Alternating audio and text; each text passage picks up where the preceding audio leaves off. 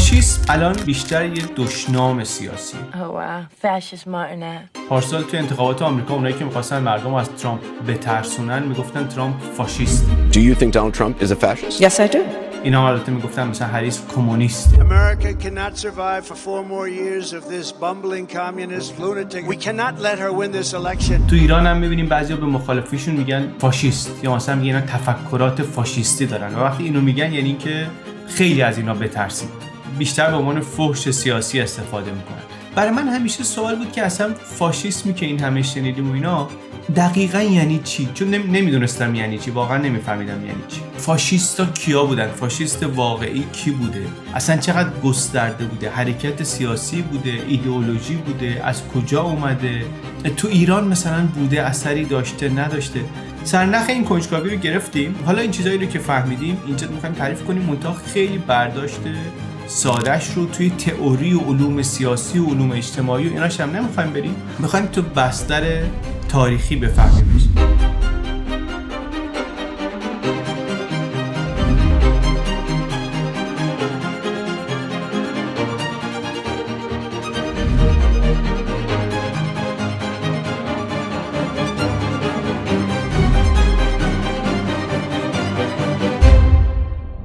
اولین چیزی هم که فهمیدیم اینه که درسته که کلمه کاربردش گسترده تره، جاهای مختلفی استفاده میکنن، زمانهای مختلفی میگن اینا مثلا حرکت فاشیستی بوده، دولت فاشیستی بوده، از نظر خیلیا پدیده عام حساب میشه، ولی اصل تاریخیشو اگه بخوایم نگاه کنیم یک دوره محدودی، دوره مشخصی در یک جغرافیای خیلی معلومی. باید بریم ایتالیای بین دو جنگ رو، بین جنگ جهانی اول و دوم رو نگاه کنیم، چون فاشیسم یه نظریه سیاسی مربوط به اون دوره و مربوط به اونجا، یعنی شروعش در ایتالیاست، بعد حالا یه شکل یه خورده متفاوت تری ازش رو در آلمان هیتلری میبینیم و پایان داره، یه جایی تموم شده. پایانشون لحظه‌ایه که ایتالیا و آلمان شکست میخورن و موسولینی و بعداً هم هیتلر کشته میشن.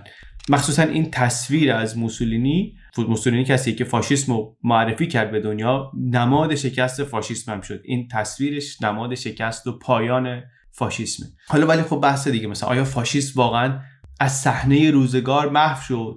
واقعا یه پدیده خاص اون موقع و اونجا بود؟ و اصلا یعنی چی؟ درسته که امروز به یک کسی بگن فاشیست حرف دقیقیه، میشنویم که میگن طرف فاشیسته، ولی واقعا درسته میشه اینو گفت یا نمیشه گفت؟ اینطوری که ما فهمیدیم فاشیسم از پدیده‌های دنیای بین دو جنگ، دنیایی که کمونیسم هم توی همون دوره گل کرد خیلی دیگه، کمونیسم در روسیه و فاشیسم در ایتالیا. ایتالیایی که خیلی وقت نیست که متحد شده و یک کشور شده، خب حالا درگیر یک جنگ بزرگی هم شده در ابعاد جنگ جهانی اول و هر دوی اینا، هم تازه بودن کشور هم تجربه جنگ اول، خیلی مهمن در تولد فاشیسم و در اینکه ایتالیا بشه مهد فاشیسم. و هر دوی اینا برای آلمان هم صادقن. آلمان هم مثل ایتالیا کشور تازه‌ایه، چند دهه بیشتر نیست که دولت شهرهای قرنها جدا از هم، چه مردمان ایتالیایی چه مردمان آلمانی، با هم یکی شدن، یه پادشاهی‌های جدید درست کردن، پادشاهی ایتالیا، امپراتوری آلمان. و این ملت تازه طبعاً هویت ملی لازم داره، یه چیزایی نیاز داره که اینا رو به هم بچسبونه و یه تأکید خیلی زیادی در هر دو اینا روی هویت ملی هست که این تأکید زیاد زمینه ساز هم میشه برای بالا اومدن فاشیسم. برای همین این نو بودن این ملت‌ها، تازه بودن این ملت‌ها مهمه. یه ستون دیگر زمینه‌ای که گفتیم برای فاشیسم وجود داشت تجربه جنگ اوله، دقیق‌تر تجربه تحقیر گسترده در جنگ جهانی اوله و اینم باز برای هر دوشون هست. و جالب این که اینا در دو طرف مختلف جنگ هم بودن، ولی نتیجه جنگ از این نظر براشون شبیه. برای آلمانی که خب شکست خورده جنگ بود و ایتالیایی که همپیمان برنده های جنگ بود، ولی اونم همون قدری زخم خورد و همون قدری داغون شد و تحقیر شد که آلمان بازنده بزرگ جنگ. چرا؟ بریم میخوره به این احساس تحقیر شدن نگاه کنیم. ایتالیا قبل از جنگ جهانی اول تازه دموکراسی شده بود و یه شکل دموکراسی اول قرن 20 دیگه. قبل از 1912 حق رأی فقط در اختیار اشراف و طبقه متوسط تحصیل کرده و اینا بود. بعد از 1912 همه مردم حق رأی پیدا کرده بودن و این داستان حق رأی مهم بود چون باعث شده بود مردمی که کلاً از سیاست و سیاسی بازی و اینا دور بودن حالا وارد بازی شده بودن، نظرشون مهم شده بود، حرفشون مهم شده بود، یک جزئی از عرصه سیاسی شده بودن. این خب درسته یه بخشی از دموکراسی هم هست و خوب و اینا، ولی یه ریسکایی هم داره، خطرهایی هم میتونه داشته باشه. میشه مردم رو با یه چیزایی مثل رأی شما مهمه، حرف شما مهمه اینا کشید توی بازی و بردشون توی مسیری که میخوای ببریش، که این اون کاریه که فاشیستا کردن. ولی گفتیم یک زمین ساز مهم اینجا حضور ایتالیا در جنگ جهانی اول بود. ایتالیا چطوری رفت تو جنگ جهانی اول؟ 1 سال بعد از اینکه جنگ شروع شده بود، پادشاهی ایتالیا با بریتانیا مذاکره کرد و پیوست به اونها و در طول جنگ چند صد هزار کشته داد ایتالیا، خیلی بهش فشار اومد. بعد از جنگ هم اقتصادش سقوط کرد، ارزش لیر افتاد، کشور بسیار داغون. از همه بدتر این که سربازا از جنگ برگشتن، جنگی که توش پیروز شده بودن، یعنی هم در متحدین پیروزین جنگ بودن، ولی دیدن که از این پیروزی چیزی گیر ایتالیا نمیاد. آن مواعید که کرده بودن همه باد هوا شده بود. بریتانیا محرمانه به ایتالیا قول داده بود که جنگو اگر ببرن امپراتوری اتریش مجارستان یه بخشایش برسه به ایتالیا، یه بخشای مهم میشن برسه به ایتالیا. اما توی ویدیوهای خودمون قبلا دیدیم که این وعده های زمان جنگ بریتانیا چقدر میشه بهش اعتماد کرد. فقط هم داستان اونجا نیست، داستان اونجا هست، داستان عرب‌های توی عثمانی هست، داستان خیلی های دیگه هست. بعد از جنگ زدن زیرش، بعد از جنگ گفتن اصلا دنیا عوض شده، یک نظم دیگری شده. رئیس جمهور آمریکا اومد جلو، وودرو ویلسون گفتش که نه، اصلا صلح جهانی یک اصول 14 گانه‌ای باید داشته باشه، از جمله اینکه دولت‌ها نمیتونن قول و قرار محرمانه با هم بذارن. قول و قرارهای محرمانه قبلا هم اگه گذاشتین همه هوا. نتیجه این که ایتالیایی که این همه هزینه داده و زخم خورده و اومده وسط و متحد انگلیس شده و پیروز شده، اون چیزی که دنبالش بود رو نتونست بگیره. میشه تصور کرد که این ملت چه جو خشم و ناامیدی توش درست میشه. ملت ایتالیا و البته بیشتر سربازایی که از جنگ برگشتن. یکی از این سربازا مردی به نام بنیتو موسولینی، یه کسی که در جوانی سوسیالیست دو آتیشه بود، منتها از اون سوسیالیستایی بود طرفدار ورود آمریکا به جنگ شدن، طرفدار ورود ایتالیا به جنگ شدن. مردم و سیاستمدارای ایتالیا دو دسته شده بودن. بیشتر سوسیالیست‌ها میگفتن نباید وارد این جنگ بشیم، ایتالیا باید بی‌طرف بمونه. موسولینی هم اول از اینا بود، ولی بعد پیوست به موافقین و گفتش که باید بریم همپیمان انگلیس و فرانسه بشیم و بریم تو جنگ. سردبیر روزنامه حزبم بود، صدای بلندی هم داشت و وقتی موضعش اینطوری شد اصلا از حزب اخراجش کردن، یه روزنامه دیگه درست کرد و که بعداً شد ارگان رسمی حزب فاشیست ایتالیا. ولی نکته مهم اینه که موسولینی طرفدار ورود ایتالیا به جنگ شد. میگفتش که این جنگ پادشاهی رو ضعیف میکنه، بورژوازی رو تضعیف میکنه و باعث انقلاب میشه در ایتالیا. مردم مسلح بشن برای جنگ، همون اسلحه ها رو جنگ تمام بشه استفاده میکنن، نظام لیبرال بورژوازی رو میندازن. جنگ میشه کاتالیزور به قدرت رسیدن سوسیالیستا. از جایگاه یک سوسیالیست اینو میگفت و حرف پرتی نبود. اتفاقی که افتاد دیگه در ایتالیا نیفتاد، در روسیه افتاد. در روسیه جنگ شد کاتالیزور به قدرت رسیدن سوسیالیست‌ها توی نگاه‌های خورده بلندتر. یعنی پیش بینیش درست بود که جنگ زمینه ساز انقلاب و تغییر بزرگ میشه. میگفت چرخ تاریخ رو خون را میندازه و اینا و غلط نبود. ولی خلاصه اینطوری شد و نشد و طرفدار ورود به جنگ بود و از حزب سوسیالیست آمد بیرون و بعد از این رویکرد سوسیالیستی هم برید، ولی همین ایده رو جای دیگه دنبال کرد. خودش هم رفت جنگ، یه زخمی هم برداشت و جنگ مثل خیلی های دیگه موسولینی رو هم عوض کرد. با یه ذهنی پر از ایده های نزاع طبقاتی و اینها رفت جنگ. وقتی که اومد چیزی که تو کلش بود ملیگرایی بود، نظامیگری بود، خشونت بود و بسیج کردن توده ها بود. ارتش با اون دیسیپلینش، با اون اتحادش و اینا خیلی بهش تصویر امیدوار کننده تری داد. فکر کرد که با این چیزا، با ایده های نظم و دیسیپلین و فرمان بردن و اینا میشه یه کارایی رو جلو برد که با سوسیالیسم و با ایده های سوسیالیست ها نمیشه. و رفت به سمت ملیگرایی افراطی و نظامیگری. ملت باید ارتش باشه، ارتش باید ملت باشه. اینا چیزایی که بعداً به عنوان المان‌های مهم فاشیسم شناسایی شدن. فاشیسم ابداع موسولینی نبود، شاعر مبارز قهرمانی بود، میگفتن اصلا اول اون ابداعش کرد. ولی اون حزب فاشیستی که میشناسیم در 1919 در میلان، موسولینی آدم اصلیش بود. موسولینی درستش کرد. میلان در شمال ایتالیا بود، خونه موسولینی بود، پایگاهش بود، روزنامه‌اش اونجا در می آورد و یه سری کهنه سربازای زخم خورده از جنگ اینا میلان جمع شده بودن. یه جایی هم بود که از روم و بوروکراسی دولتی و اینا یه خورده دور بود، شهر صنعتی تری بود، شهر بانکی و مالی بود، کارخونه و سرمایه و اتحادیه و اینا بیشتر اونجا گنده بود و فاشیسم به عنوان یک جنبش سیاسی، به عنوان یک حزب سیاسی اولین بار در مارس 1919 در میلان شکل گرفت. یه سازمانی درست کردن موسولینی و رفقاش به نام فاشی د کامباتیمنتو و یه گروه ویژه‌ای تو دل این فاشی د کامباتیمنتو بودن که اینا خیلی زود مشهور شدن. شبه نظامی هایی با پیراهن سیاه، بهشون گفتن لباس سیاها، اسکوادریستی. اینا ستون فقرات خیابونی فاشیسم بودن. یک شکل و شمایل حساب شده هم داشتن، یونیفرم داشتن، لباس متحد و شکل داشتن، سیاه، نمادهای جنگی داشتن، رژه می رفتن، نمایش قدرت داشتن. یعنی یه چیزی بودن بین ارتش، بین مثلا یه سازمان نظامی و یه دار و دسته اوباش خیابونی. مهمه، اینا مهمه توش، اینا هم توی المانای ظاهریش مهمه، هم اون ریشش مهمه. کلمه فاشی هم یه ریشه‌ای که براش میگن از تبرپوش، یک معنی تبرپوش میده، یعنی قدرت داره توی نمادش. ایده هایی که دارن توش قهرمان پرستی داره، خیلی جمع‌گرا بودن تأکید هست روش، تأکید زیاد و افراطی روی هویت ملی هست، دولت پرستی هست، طرفدار دولت دخالتگر هستن و البته مخالف با اندیشه های لیبرالیستی، مخالف با فردگرایی، تقبیح کننده حکومت پارلمانی و گروهی هستن که کم کم مشخص میشه که رویکرد خشن دارن.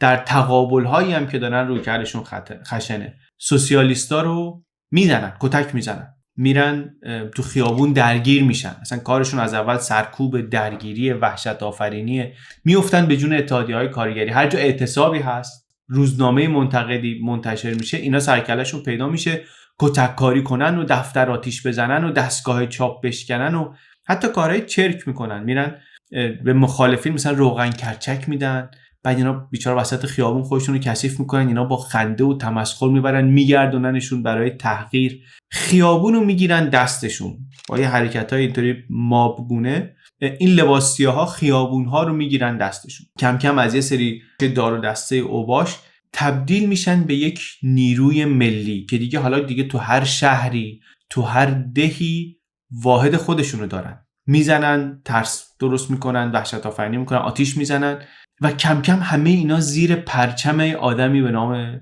موسولینی. و سوال پیش میاد که خب دولت کجاست؟ اینا بالاخره یه سری اوباش میان اینجوری همه نظمو به هم میزنن، اینا دولت چرا دخالت نمیکنه؟ دولت چرا کنار میاد با این؟ به خاطر اینکه دولت اتفاقا بعدش هم نمیاد خیلی از این داستان. اینا دارن یادمون باشه با کی میجنگن، کیو اذیت میکنن، مبارزه میکنن؟ سوسیالیستا رو.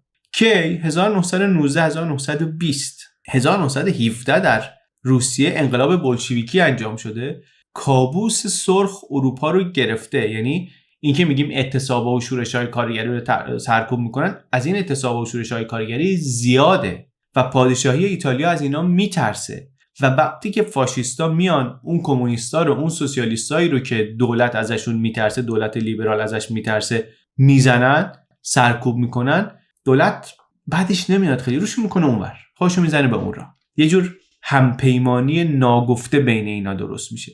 حکومت وانمود میکنه نمیبینه و اینا در واقع بازوی سرکوبیان که کار کثیفا رو برای حکومت انجام میدن و این ادامه پیدا میکنه. فاشیستا قوی میشن تا دیگه در پاییز 1922 موسولینی با خیال راحت و آرامش خاطر دستور رژه به سمت روم رو میده، مارش به روم. هزاران نفر از همین لباسیاها از سر تا سر ایتالیا حرکت میکنن به سمت پایتخت. در ظاهر دارن راهپیمایی میکنن و اینا، ولی خب یک مانور قدرته و یک تهدید مستقیمه که ما قدرت رو میخوایم و یا با زبون خوش به ما میدین یا ما با زور میگیریم و اینا دارن شورش میکنن در واقع دیگه. ولی شاه ایتالیا ویکتور امانوئل سوم به جای اینکه ارتش بفرسته جلوی شورش رو بگیره، میترسه از اینا و عقب میکشه. میترسه جنگ داخلی بشه، میترسه ارتش با شورشی‌ها همدلی کنه، همراهی کنه و یه مقدارم فکرش اینه که این فاشیستا شاید اونقدی هم قدرت نداشته باشن، یه مدت قدرت رو بگیرن دستشون، ما با اینا سرکوب میکنیم بقیه رو، بعد میرن پی کارشون. ما اینا که نمیتونن که بمونن اینجا، که تصور نمیکنن که فاشیسم بتونه به اندازه مثلا سوسیالیسم یا حتی بیشتر براشون خطر داشته باشه. عقب نشینی میکنن، دروازه رو در واقع باز میکنن و موسولینی با قطار میره روم، مستقیم میره پیش پادشاه و میگه که شما بنده رو بذار نخست وزیر. پادشاه هم میپذیره، موسولینی میشه نخست وزیر و مأموریت میگیره که کابینه تشکیل بده. از دل این صحنه فاشیسم متولد میشه. اینجاست که فاشیست ها به قدرت میرسن. یک رهبر فرصت طلبی که از موج ترس کمونیسم استفاده کرده بالا رفته، یک نیروی خیابانی خشن و منسجمی و یک حکومت مرددی و پادشاهی که ترجیح میده کوتاه بیاد و به اینا میدون بده. کابینه اولی که موسولینی البته درست میکنه ترکیبی از احزاب مختلف توش هستن. لیبرال هستن، کاتولیکا هستن، حتی چند تا تکنوکرات و اینا هستن و همین هم باعث میشه که اون چند سال اول فاشیسم همه چهره خودشون نشون نده. رد پای دموکراسی دیده میشه، مجلس هست، احزاب دیگه روی کاغذ هستن، ولی پشت صحنه موسولینی و فاشیستا کم کم دارن بستر رو آماده میکنن برای دیکتاتوری که در آینده میخوان بیارن. مطبوعات رو کنترل میکنن، شبه نظامیای سیاه پوش رو تقویت میکنن، آزادی رو محدود میکنن و در 1924 بحران بزرگ اتفاق میفته. رهبر سوسیالیست ها کشته میشه، آدمی که از سرسخت‌ترین منتقدای موسولینی هم بود. در پارلمان هم علنا میگفت اینا تقلب انتخاباتی میکنن، به خشونت‌های فاشیستا اعتراض میکرد و اینا. اینو جوخه‌های فاشیست میدزدنش و میکشنش. البته جسدش پیدا نمیشه، 2 ماه گم، ناپدیده و همین گم بودنش یک زخم بازی میشه در جامعه ایتالیا. التهاب و خشم و اینا همه زنده است. انگشت اتهام به سمت موسولینیه و بعد جسد که کشف میشه دیگه همه اونایی که شکی هم داشتن مطمئن شدن که آقا این جنایت ردش میرسه به نخست وزیر. موسولینی البته عقب نشست، انکار کرد، ولی در انکارش ردی از ترس هم نبود. یه دوستی ازش پرسید که این قتل چه خطری برای دولتش داره؟ گفت اگه فکر میکنن با این جنازه میتونن منو از قدرت بکشن پایین، در اشتباهن، سخت اشتباه میکنن. و راستم میگفت. خیلی از نماینده‌های مخالف از مجلس رفتن بیرون، اعتصاب کردن، کناره‌گیری کردن اینا، ولی باز پادشاه ترجیح داد که موسولینی رو حفظ کنه. نگران بود اگر موسولینی بیفته، ساقط بشه یا از قدرت بره کنار، کشور هرج و مرج بشه یا دوباره انقلاب کمونیستی بشه. و عملاً حتی در مقابل یک همچین چیزی هم مماشات کرد و این مماشات دست فاشیستا رو بازتر هم کرد. بعد یاران موسولینی، اسکادریستی ها و اون رهبران فاشیست و اینا شروع کردن بهش فشار آوردن که اوضاع خیلی خوبه، قدرتمون خیلی خوبه، کارو یکسره کنیم، بساط این پارلمان و دموکراسی و هر چی ازش مونده رو دیگه جمع کنیم، انقلاب فاشیستی تمام عیار رو راه بندازیم دیگه. و موسولینی هم سیاستمدار عملگرایی بود، همیشه دید که این موج اختلاف درونی بالا گرفته و در مقابل مقاومت نمیتونه بکنه و نهایتاً در 1925 رسما گفتش که از این به بعد دیگه مسئولیت کامل همه چیز با منه. عصر دیکتاتوری فاشیستی شروع میشه. صراحتاً گفت تنها راه حل زوره. شعار رسمی حکومتم خیلی سریع شد باور کن، اطاعت کن، بجنگ. و از اینجا به بعد دیگه چیزی به اسم دموکراسی در ایتالیا نموند. کم کم همه احزاب مخالف ممنوع شدن، سانسور مطبوعات شدیدتر شد، دادگاه‌های ویژه درست شد برای پرونده‌های سیاسی و هر کسی صدای مخالفی داشت یا زندانی شد یا تبعید شد. پلیس مخفی درست کردن که کارش این بود که مخالفا رو ساکت کنه. فقط یک مانع بزرگ در واقع مونده بود، اونم واتیکان بود. واتیکان چرا مانع بود؟ چون ایتالیا کشور کاتولیکی بود، کلیسا و پاپ و اینا نفوذشون خیلی زیاد بود. فاشیسم هم در اصل سکولار بود، ولی به هر حال میدونست موسولینی که اگر پاپ علیهش حرف بزنه مشروعیت حکومتش میره زیر سوال و تو جامعه ایتالیا دچار مشکل میشه. پس تصمیم گرفت با واتیکان معامله کنه. این یکی از شاهکارهای موسولینیه که مشروعیت دولت فاشیستیش رو در ایتالیای کاتولیک تضمین کرد. با این معامله چیکار کرد؟ رابطه دولت ایتالیا از وقتی اصلا ایتالیا کشور شده بود و کشور متحد یک پارچه شده بود، رابطه این کشور با پاپ، با واتیکان رابطه پرتنشی بود، به خاطر اینکه برای اینکه این کشور رو بسازن یه بخشی از سرزمین‌هایی که گرفته بودن اینا مال پاپ بود، مال واتیکان بود. اونا ادعا داشتن و اومده بودن پاپو هل داده بودن، محصور کرده بودن اون وسط روم یه جای. اصلا پاپا میگفتن ما زندانی واتیکانیم و هیچ وقت دولت جدید ایتالیا رو به رسمیت نشناختن. یعنی ایتالیا که ایتالیا شد از 1807 تا 1929 60 سال یه جنگ سردی بود در واقع بین پاپ و دولت ایتالیا، حکومت ایتالیا، و این خب یه زخم بازی بود. موسولینی این تهدید رو تبدیل کرد به فرصت. رفت یک پیمانی بست با پاپ، با واتیکان. این تیکه زمین رو وسط شهر روم داد به اینا، گفت این بشه کشور مستقل شما. این طرف هم در ایتالیا کاتولیسیزم این میشه دین رسمی ما. یعنی دولت فاشیست به کلیسا مشروعیت حقوقی داد، به کلیسا پول داد، تعهد کرد که میلیاردها لیره بهشون غرامت بده بابت املاکی که ازشون گرفته و امتیازهای دیگه داد. گفت آموزش مذهبی رو تو مدارس اجباری میکنیم و اینا. در ازاش خودش رو در مقابل خطر مخالفت پاپ بیمه کرد. یعنی از پاپ حتی تونست پشتوانه مشروعیت مذهبی برای رژیم فاشیستی خودش بخره. الان دیگه فاشیسم فقط یه قدرت سیاسی نبود، یه قدرتی بود که تایید معنوی کلیسا رو هم به نظر میرسید که داره. دیگه از این حکومت از نظر اخلاقی و اینا نمیشه خیلی ایراد گرفت. کسی ایراد میگرفت موسولینی میگفت پاپ با ماست، پاپ با ماست، یعنی دیگه خدا با ماست دیگه. و همین شد یکی دیگه از ستونهای مهم ماندگاری دیکتاتوری در ایتالیا. دیگه چطوری خودش رو تحکیم کرد موسولینی؟ بزرگوار فیلسوف هم میدونست خودش رو، خیلی به ایده ها و اندیشه و اینا هم بها میداد. یکی از کسایی که روش خیلی مثلا اثر گذاشتن جیووانی جنتیله بود. یک کسی بود که میگن بنیانگذار فکری فاشیسم در ایتالیا. یا یک کس دیگری گوستاو لوبون، یک فرانسوی همه چیزدانی که پزشک بود در واقع، ولی درباره خیلی چیزا کار کرد و نوشت و اینا. از جمله کتاب معروفی نوشته بود در مطالعه توده ها. میگفتش که دنیا عوض شده، خیلی متفکر مهمیه. میگفت قرن 19 عصر عقل و فردگرایی و ایناست، ولی قرن 20 دیگه این چیزا کار نمیکنه. نیروی اصلی در قرن جدید توده ها هستن. یعنی حقیقت میخوایم ببینید چیه؟ حقیقت اون چیزیه که توده قبول کنه، اون باوریه که توده قبولش کنه. هر دولتی که بتونه توده ها رو قانع کنه، یه رویایی به اینا بفروشه یا یه ترسی شاید بهشون بفروشه، این میشه خداشون. توی این نگاه ضد عقلگرا مردم ماب هستن، توده هستن. یه توده‌ای که بی‌فکرن، احساساتی هن، میشه هدایتشون کرد، میشه شکلشون داد. بعد اصلا چون اینا از پیوندهای گذشتهشون جدا شدن، گسسته شدن. یادمون باشه جامعه ایتالیا داره یه تغییراتی سپری میکنه دیگه. دولت شهرها فرو پاشیدن، ایتالیای جدید درست شده، از صنعتی رفتن به کشاورزی، دارن مدرن میشن.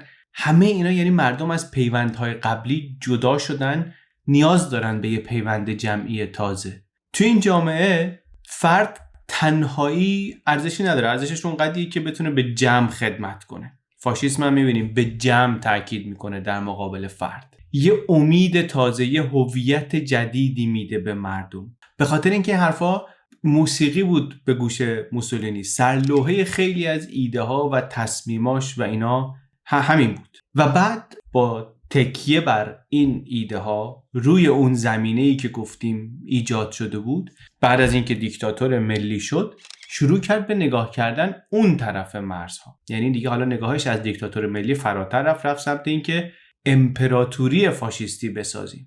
از اول هم البته موسولینی خودش یک سیاستمدار ایتالیایی نمیدید، فقط میخواست یه چیزی بسازه که اسمش بمونه. امپراتوری نوین روم رو میخواست بسازه. بارها تو سخنرانیش گفت قرن 20 قرن ایتالیاست. همون ایده های جمع‌گرایی و روانشناسی توده ها و اینا رو برداشت، سوار کرد روی رویای روم باستان میخواست کار کنه مردم ایتالیا باور کنن که دوباره باید بشه امپراتوری بزرگ دریای مدیترانه و این خیال مستقیم کشیدش به سمت استعمار. و استعمار به کجا؟ ایتالیا. روم یعنی کجا؟ یعنی اطراف مدیترانه. اطراف مدیترانه یعنی کجا؟ این بالا ایتالیاست، یعنی اون پایین رو نگاه کن، آفریقا، شمال آفریقا. ایتالیا البته از اواخر قرن 19 اریتره رو داشت، یعنی اون طرفتر ساحل دریایی اتیوپی رو گرفته بود. در لیبی هم پایگاه داشت. یه بارم اواخر قرن 19 حمله کرده بود لیبی رو بگیره که شکست بدی خورده بود، شکستی که اصلا مونده بود در گلوی این ملیگراهای ایتالیا مونده بود. تحقیری بود که موسولینی قول داده بود جبرانش کنه و اولین کاری هم که کرد اونجا این بود که لیبی رو که دو تا مستعمره نشین جدا بود، که اتفاقا خیلی شبیه هم هست به وضعیتی که لیبی امروز داره، اینا رو یکی کرد. اینا رو به عنوان لیبی ایتالیا کرد یکی و در کنار اریتره و سومالی اینا شدن مستعمره های ایتالیا در آفریقا. و بعد در 1935 حمله کرد به اتیوپی، یعنی ارتش ایتالیا با تانک و هواپیما و حتی گاز خردل و اینا به یک کشوری حمله کرد که ارتشش هنوز تفنگ‌های قدیمی داشت و زره‌های دستساز داشت و اینا. یه جنگ خیلی نابرابری بود. حمله کرد و سقوط کرد آدیس آبابا و موسولینی هم با غرور اعلام کرد که امپراتوری دوباره متولد شده، منم امپراتور اتیوپی هم هستم. برای توده مردم ایتالیا این معجزه بود. مطبوعات پر شد از تصویر سربازای پیروزمند ایتالیا رژه میرن، رژه ارتش در روم، پرچم سرنگی که در آفریقا بلند میشه. فاشیسم یعنی تونست اون حس قدرت و عظمت رو به مردم بده. سالها اینا فکر کردن ملت عقب مونده‌ای هستن، زیر سایه بریتانیا و فرانسه هستن. اینا الان می‌دیدن نه، ایتالیا هم میتونه در آفریقا مستعمره داشته باشه. حرکتی هم بود که حالا کشورهای دیگه خیلی استقبال نکردن، جامعه ملل محکوم کرد، چند تا تحریم نصف نیمه و اینا هم اومد سر ایتالیا، ولی نیومدن جدی جلوی موسولینی وایسن. ولی یک کشوری آمد بی لکنت و صریح پشت ایتالیا ایستاد. آلمان نازی. هیتلر آشکارا از فاشیست‌ها حمایت کرد و وارد یک شراکتی شدن که اولش مثل یک پشتوانه به نظر می‌رسید برای دولت فاشیستی موسولینی، ولی آخرش ایتالیا و موسولینی رو همه رو با خودش کشید ته چاه شکست. شباهتاشون هم به هم کم نبود. موسولینی و هیتلر هر دو رویای امپراتوری داشتن. موسولینی خودشو وارث روم باستان میدید، امپراتور مدیترانه میدید. هیتلر خودشو وارث ژرمن‌ها میدید، بانی رایش سوم میدید، یک امپراتوری 1000 ساله میخواست درست کنه. هر دو ضد لیبرالیسم بودن، هر دو ضد کمونیسم بودن، هر دو ضد پارلمان و دموکراسی بودن. هر دو باور داشتن که توده رو باید بهش شکل داد با تبلیغات، با زور. هر دو جنگ رو ابزار تاریخ سازی می دیدن و می دونستن و البته تفاوت‌های مهمی هم داشتن. رویای موسولینی بیشتر به مدیترانه و آفریقا محدود می شد، دنبال امپراتوری دریایی بود، یه جور کپی از روم قدیم بود. رویای هیتلر هم زمینی بود هم عظیم‌تر بود. سرزمین‌های شرق اروپا رو می‌خواست، فضای حیاتی برای ملت آلمان می‌خواست. موسولینی بیشتر دنبال پرستیژ و نماد و اینا بود، مثلا مردم احساس قدرت کنن.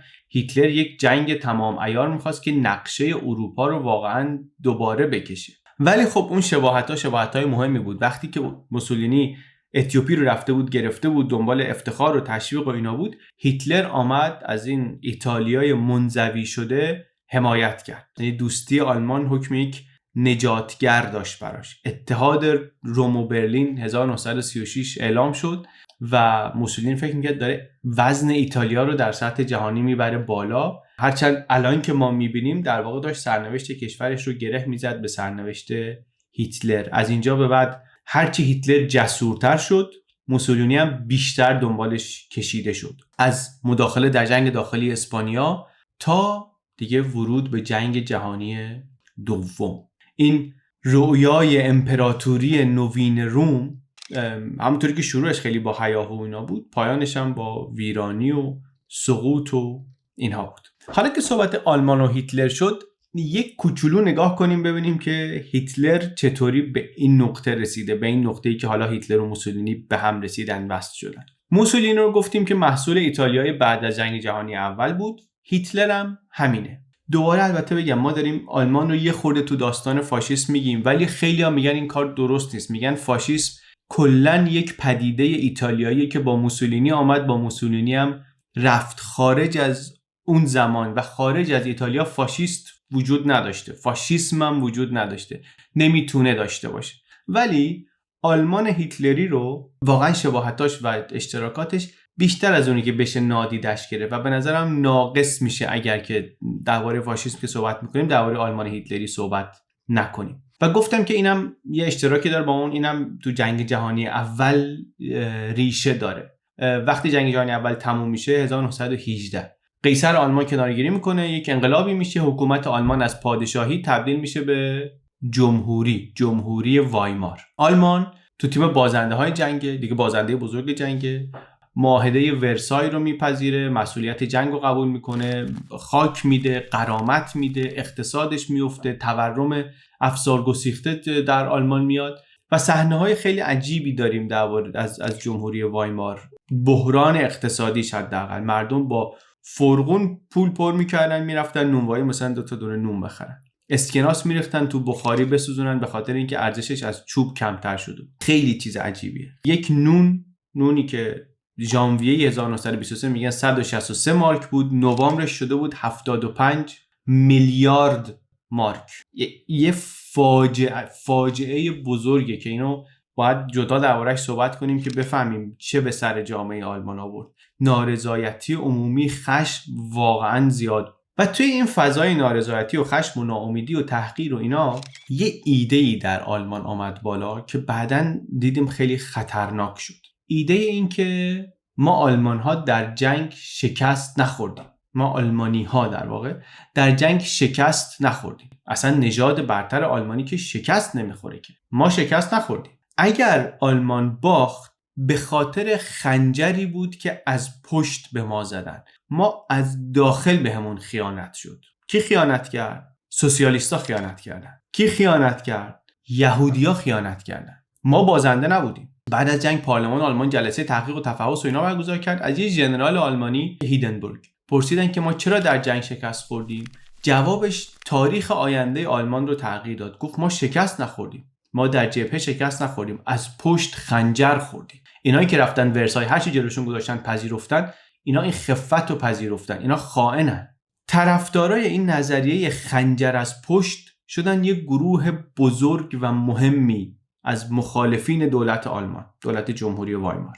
یک گروه دیگه از مخالفین که بزرگ بودن، قوی بودن، کی بودن؟ کمونیستا بودن. اونا هم میگفتن این دموکراسی پارلمانی که انقلابی‌ها در آلمان بعد جنگ درست کردن این به درد ما نمیخوره. ما یه حکومتی میخوایم شبیه حکومت انقلابی روسیه. پس اینا هر دو نیروهای مخالف دولت جمهوری وایمارن و آلمان شد صحنه درگیری سیاسی و خیابونی و بزن و طولی نکشید در آلمان هم یک شبه نظامی درست شد که افتاد به جون کمونیستا و شروع کرد مثل ایتالیا کتک زدن و آزار و اذیت و یه گروه شبه نظامی که با اون چیزایی که درباره ایتالیا گفتیم مسامحتاً میتونیم بگیم اینا هم فاشیست بودن. فاشیستایی بودن که احزابی درست کردن، از جمله حزب کارگران آلمان که 1919 درست شد و هیتلر همون سال رفت تو این حزب و به سرعت هم توش رفت بالا. اسم حزب رو گذاشتن ناسیونالیست سوسیالیست کارگران آلمان یا همون حزب نازی و هیتلر تو این حزب شد قدرت اول. داستان هیتلر و حزب نازی اینا نمیخوایم بگیم اینجا، دیگه خیلی جزئیاتو داریم نمیگیم، ولی میخوایم اینو بگیم که حزب نازی یک روایت خاصی رو در آلمان تبلیغ کرد و جا انداخت و اونم این که آلمان میتونست پیروز جنگ بشه. نفوذ از داخل، ناآرامی‌های داخل، خیانت‌های داخلی، عوامل داخلی بودن که نذاشتن و عوامل داخلی نفوذی خیانتکار یعنی کی؟ یعنی یهودیا، یعنی چپ‌ها. از اینجا تا پیشوا شدن هیتلر هنوز 10 دهه فاصله است. توی این 10 دهه هیتلر کودتا داره، زندانی میشه، کتاب مینویسه که پایه‌گذار ایدئولوژی نازی میشه کتابش. ولی بعد وقتی که آلمان وارد اون رکود سنگین میشه و نرخ بیکاری بالا و بانک تعطیل و کارخونه تعطیل و اینا، هیتلر میاد بالا. این شعارا سکش ارزشش میره بالا، قدرت رو میگیره هیتلر دستش و دیگه از اینجا به بعدش دیگه تاریخ SS و گشتاپو و سرکوب مخالفین و مطبوعات و احزاب رو ببندیم و اتحادیه ها رو ببندیم و اینها. چند تا چیز خیلی مهمی اینجا هست که شبیه میکنه داستان آلمان با ایتالیا. هر دوتا خشونت خیابونی داره بالا اومدنشون. هر دوتاش اینطوریه که کمونیستا هر جا هستن اینا میریزن سرشون، میزدن، میترسونن، تحقیر میکنن. موسولینی و هیتلر هر دوتا این مابای خیابونی رو دارن، هر دو روی توده حساب باز میکنن، رو نخبه ها حساب باز نمیکنن. هر دو اینطوریان که میفهمن اگر توده رو با شعار و نمایش و وعده و رویا و اینها بتونی بگیری، نخبگان مجبور میشن باهات کنار بیان. از روانشناسی جمعی هر دو خوب استفاده میکنن. رژه، یونیفرم، پرچم، سرود، حس بودن در یک جماعت قدرتمند. هر دو با نظام پارلمانی بازی کردن اول کار. موسولینی اولش یک کابینه ائتلافی داشت، هیتلر هم با رأی و حکم اون هیندنبورگ اومد صدر اعظم آلمان شد. ولی خیلی زود وقتی جا افتادن بقیه احزابو تعطیل کردن، اتحادیه‌ها رو بستن، میگن اینا معروفه با نردبان دموکراسی آمدن بالا، بعد نردبون رو برداشتن بازی رو تعطیل کردن. و هر دو خیلی زود فهموندن همه که آزادی سیاسی، آزادی بیان اینا یه بهایی داره و ما اینا رو میگیریم، اینا رو میذاریم کنار، جاش نظم میاریم، امنیت میاریم، شغل میدیم بهتون. به مردمی که خسته بودن، فقیر بودن، تحقیر شده بودن، این معامله رو پذیرفتن، این معامله رو قبول کردن. منتها مسیر این دو با همه این شباهتایی که گفتیم متفاوت بود از هم. موسولینی بیشتر دنبال پرستیژ بود و گفتم بازسازی شکوه روم باستان و امپراتوری مدیترانه و اینا. هیتلر پروژهش بزرگتر بود، هولناکتر بود، کل اروپا رو میخواست بازطراحی کنه بر اساس یک ایده های نژاد آلمانی، اونم آلمانی سالم، آلمانی جوون. آلمانی بودن لازم بود، کافی نبود. ایدئولوژی نژادی نازی‌ها اون چیزی بود که باعث شد شاگرد هیتلر از استاد موسولینی جلو بزنه و ببره به سمت راه حل نهایی. این فاشیسم آلمانی هم مثل فاشیسم ایتالیایی ناسیونالیست بود، ولی فرقش این بود که برای اینکه ملت تعریف بکنه سراغ نژاد رفت. گفتن ملت آلمان فقط از کسایی که نژادشون چی و چی باشه، آریایی باشه. ایده برتری نژادی هم از قرن 19 اومده بود توی اروپا. بعد از داروین هم با اون داروینیسم اجتماعی و اینا لباس علمی هم پیدا کرده بود. میگفتن تو جامعه هم مثل طبیعت اونی که فیت تره، اونی که قوی تره باید بمونه. فقیر بره، معلول بره، مریض بره، ضعیف بره، اینا حمایت نباید بشن، اینا باید حذف بشن. اصلا فقط باید به اونای اجازه زاد و ولد بدیم که نژادشون برتره، فیت، خوبن، بهترینن. ایده یوژنیک، بهبود نژادی، فاشیسم آلمانی رو متفاوت میکنه با فاشیسم ایتالیایی. موسولینی هم ناسیونالیست بود، محور ایدئولوژیش ولی نژاد نبود، ولی از نظر سیاسی شبیه بودن. این یک تفاوت کلیدیه. فاشیسم ایتالیایی نظم و قدرت سیاسی پایش بود، فاشیسم آلمانی نظم و خلوص نژادی پایش بود و فاشیسم آلمانی خیلی خشن‌تر و خیلی تهاجمی‌تر شد. در عمل هم تو سیاستاش نشون میداد نازی‌ها ملت رو مثل یک بدن بزرگی میدیدن، سالما باید کار کنن، بدن رو ببرن جلو، مریض و ضعیف و پیر و اینا یه باری ان روی دوش این بدن. پس حذفشون فقط انتخاب سیاسی نیست، اصلا وظیفه تاریخی ماست که اینا رو بذاریم کنار. کار ارزش مطلقه. کار تو این ایده فاشیستی ارزش مطلقه. خیلی روی قدرت بدنی تاکید داره. یه چیزایی مثل قهرمان پرستی، یه چیزایی هیکل، اندام مثلا خیلی فالا، مردونگی، جوونی، اینا براشون مهمه. اینا فکر میکنن اینا چیزایی که کمک میکنن آدما بتونن بهتر کار کنن، بیشتر کار کنن که جامعه رو از مشکلاتش نجات بدن. یهودی‌ها چرا خوب نیستن؟ نازی‌ها میگفتن چون اینا تنبلن، اینا باید بفرستیم اردوگاه کار اجباری، مجبور بشن کار سنگین بکنن. کمونیستا تنبلن چون مدام دارن چونه میزنن کار سبکتر بشه. اونایی که ضعیفن، اونایی که معلولن، اونایی که پیرن، اونایی که بیمارن، اینا سربارن، باید از بین برن. و این نگاه کم کم برد سیاست‌ها رو سمت پاکسازی و سرکوب سیستماتیک و بعد دیگه ایدئولوژی فاشیستی در نهایتش رسید به اون میگم راه حل نهایی، یعنی همه یهودی‌ها رو کلاً حذف کنیم از اروپا. و بعدم هیتلر رفت دنبال گسترش قلمرو و اون جنگی رو شروع کرد که یه بخش بزرگی از دنیا رو درگیر خودش کرد. حمله کرد به لهستان و جنگ جهانی شروع شد و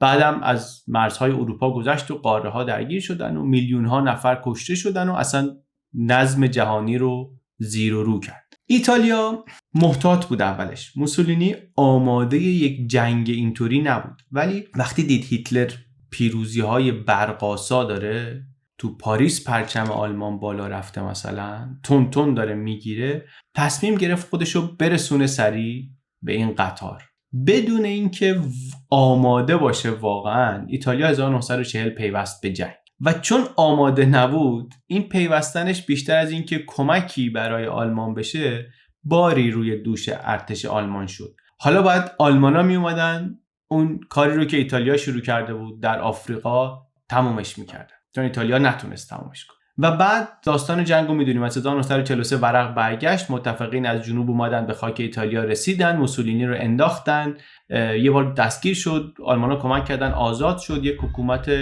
پوشالی درست کرد در شمال ایتالیا، ولی دیگه کار تموم شده بود. متفقین وقتی که رسیدن به شمال، موسولینی رو در حال فرار گرفتنش و یا مردم گرفتنش و سرات آویزونش کردن توی بومبنزینی و تمام. هیتلر هم سرنوشتش میدونیم خیلی بهتر نبود. ارتش سرخ از شرق رسید به برلین، متفقین از غرب رسیدن.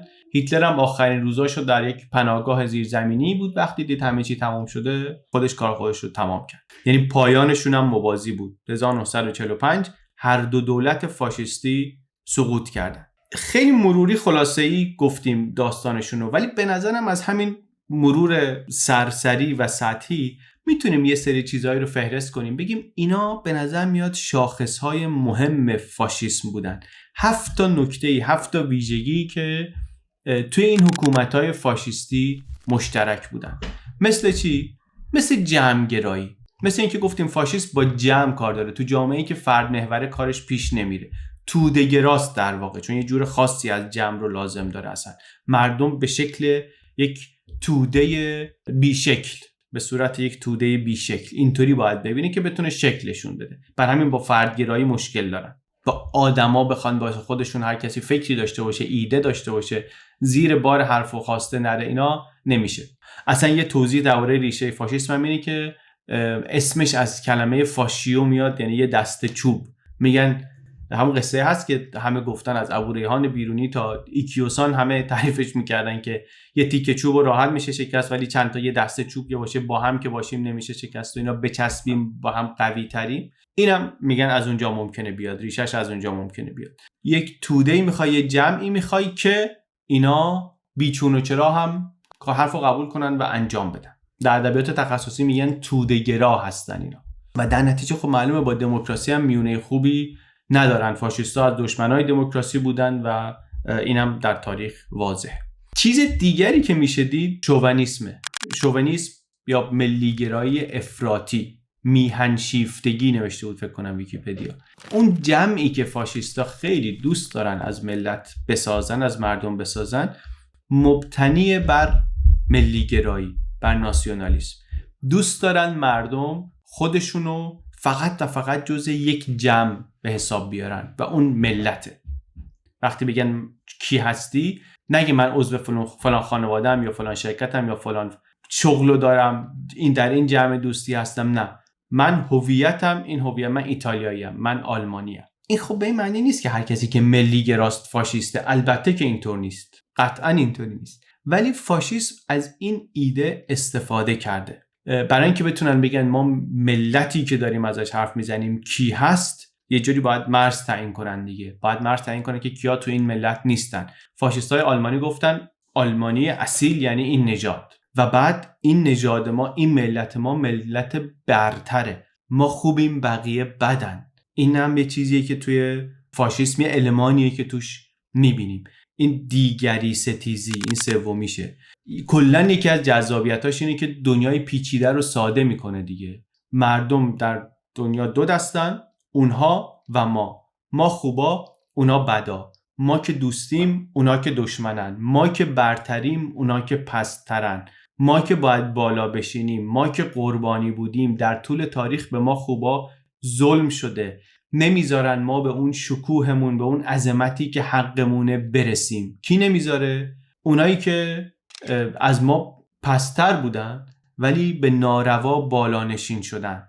عقب موندن ما باعثش اونا هستن. اصلا تمایل فاشیست به خشونت و تجلیل خشونت اینطوری توجیه میشه. موسولینی اعتقادش این بود که خشونت از باور مهمتره، خشونت خودش بهترین پروپاگانداست. اراده مردم رو میخوای ببینی چیه؟ راهش انتخابات نیست، راهش زورآزماییه. تو زورآزمایی معلوم میشه کی قوی تره. و از اول هم دیدیم تو بالا اومدنشون خشونت مهم بود. چهارمین المان میشه اصلا گفت خشونت یکی از شاخصهای فاشیست است. برای کنترل توده خشونت لازمه، خشونت عریان و شدید. این هم یکی از شاخصهای فاشیسمه. و یه چیز دیگه تبلیغات، سانسور، کار رسانه‌ای، پروپاگاندا. پنجمین المان رو میتونیم این بذاریم. اصلا ابزار اصلی فرهنگی اینا هم تبلیغات و ایناست. یه کاری که توان فکر کردن مستقل رو بگیره از جامعه. شستشوی مغزی میگیم، شستشوی مغزی دادن.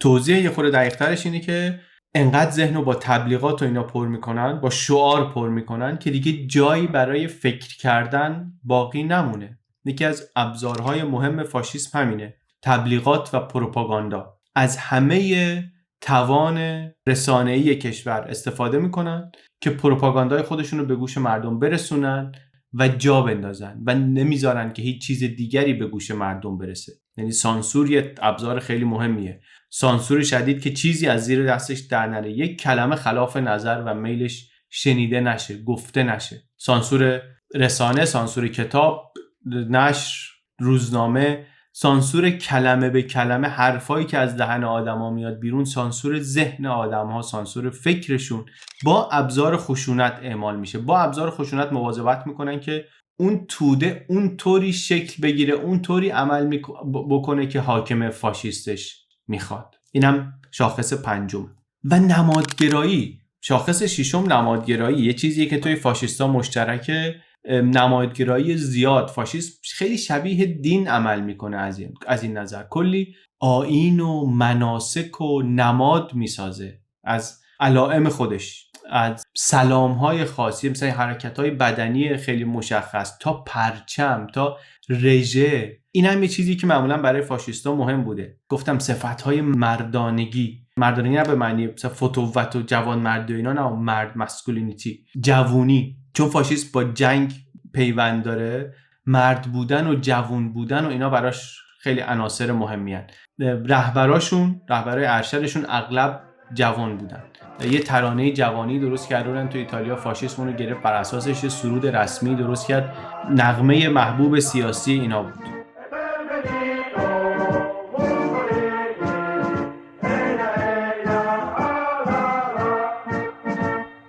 زن از نظر اینا کارش خیلی مشخص بود چیه، تولید مثل و خانه‌داری، تربیت نسل بعد، وظیفش تربیت نسل بعد. توی حکومت فاشیستی آلمان و ایتالیا برای تشویق افزایش جمعیت به خانواده‌های پرجمعیت تخفیف میدادن، تخفیف مالیاتی میدادن، مجردا رو بعضی وقتا جریمه میکردن، زنا رو از بازار کار کنار میذاشتن که بتونن به کار اصلیشون که بچه درست کردنه برسن. برعکس چیزی که ما یه بار تعریف کردیم چطوری توی همین دوران اول قرن 20 توی جنگ جهانی اول اصلا جنگ و اقتصاد جنگ در آمریکا و در انگلستان زنها رو آورد به صحنه، زنها رو فعال کرد، حتی حق رأی گرفتنشون، بزرگ شدن نقششون در جامعه تبعات جنگ بود. در ایتالیا و آلمان مسیر رو برعکس رفتن. همون جنگ زنها رو منزوی‌تر کرد و محروم‌تر کرد. ششمین چیزی هم که میتونیم بگیم اینه.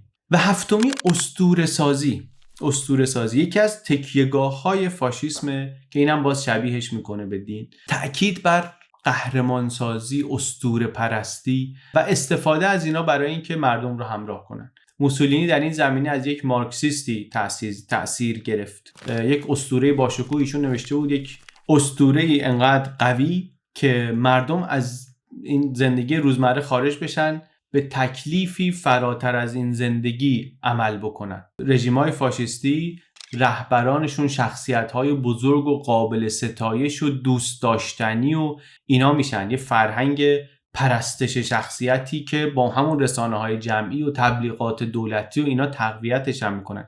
عکسای موسولینی تو ایتالیا رو دیوار کلاس‌های درس مدرسه بود. یعنی هر سال تقویم موسولینی مثلا درست میکردن، به مردم میگفتن اینو بخرن. میگن که به روزنامه‌نگارا اجازه میدادن درباره سن موسولینی چیزی بنویسن، درباره مریضیاش گزارش بدن. عکس میگرفت مثلا با شیر در حال اسب سواری که قدرتشو نشون بده.